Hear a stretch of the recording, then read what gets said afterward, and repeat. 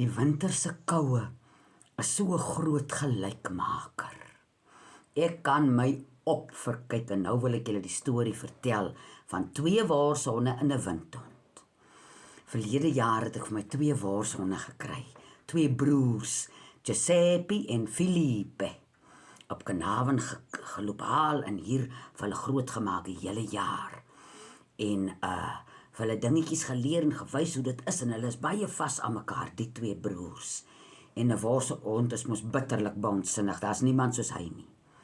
En hierdie jaar, April maand, besluit ek dis nou tyd om vir my 1 windhond te kry. My windhond trop van jare terug is nou almal al boontoe, hulle is nou almal in die hemel, en ek kan nie sonder 'n windhond nie, en ek bestel vir Anjo van Bloemfontein af. Jak, die priester het haar nog gebring, hy het van Bloemfontein af gery en het haar KAK&K toe gebring en daar ontmoet ek vir Anjo. Nou is dit vir my tog te interessant. Die waarshondras is mos 'n uitgedinkte ras, is 'n mensgemaakte dier. Hy is gemaak om diere daar in Duitsland in tonnels in te gaan en te jag. Nou die windhond is een van die oudste honderasse. Dit is 'n oerdier, en die Here het hom gemaak, 'n mens het hom nie gemaak nie. Nou het jy die 2 uiterstes, en het nou maar gewoon, dit het nogal iets gevat vir die 2 waarshonde, om nou vir Anjo te aanvaar en haar te leer lief hê, want hulle het 'n baie sterk band, en die wat nou waarshonde ken sal weet, hoe bitter jaloers is 'n waarshond.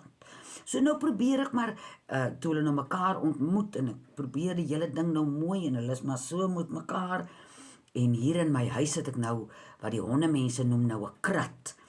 Dis so 'n groot ding, met komberse en dinge, dat die honde nou tot op 2 jaar nou in die krat lê, en dan vat ek nou die krat uit, dat hulle nou weet, in die huis hol mense rond nie, want in my klein wit huisie, kan 'n mense rondhol, die mense sit hier, en jy hol buite, so dit leer ek nou vir hulle. So dis belangrik dat daar geen stryery is as hulle eers in die huis is nie, want hulle buitekant in die kampie waar hulle is nou hulle, wat is territory nou in Afrikaans, hulle gebied, en my huis is my gebied, so ek maak nie in hulle huis iets wat hulle nie wil hê nie, en hulle moenie in my huis iets maak wat ek nie wil hê nie.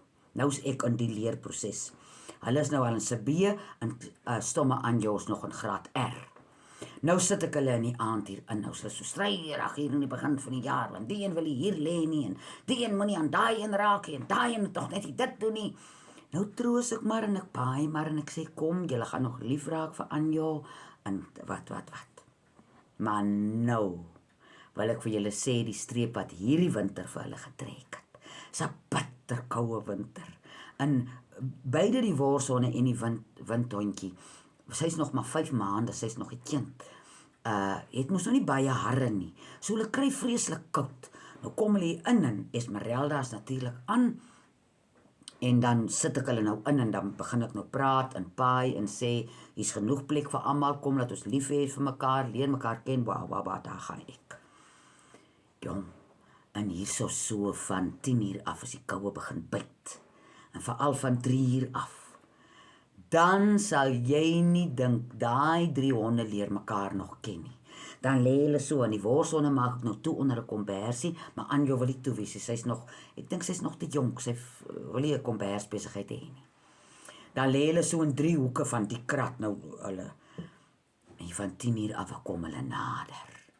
En 3 uur in die nag, as ek opstaan vir my bietjie tee te skink, dan kom ek hier in, dan sien ek hulle lê soos een bolling. Dan lyk dit soos een hond met 3 sulke knoppe. Daar stry hulle nie. Dan lê hulle lekker, en soggens vroeg as ek nou opsê, die dag as ek nou nie in lê nie, dan lê hulle, en hulle is so lief vir mekaar, en alles is aanvaarbaar, want hulle lê lekker by mekaar. So ek sien uit, ek hoop hierdie winter is ekstra lank, dat ons nog na Augustus toe gaan, want die 3 diere wat mekaar nou leer ken, dink ek hierdie winter gaan maak dat hulle vastam, en dat al die dinge waaroor hulle vassit en met mekaar gestry het hier in die warmer maande, gaan nou lê, want hulle het mekaar nou nodig. En as die lente kom, en dit begin warmer word, dan glo ek, daai 3 honde gaan onafskatbaar wees. Maar ek gaan julle op hoogte hou.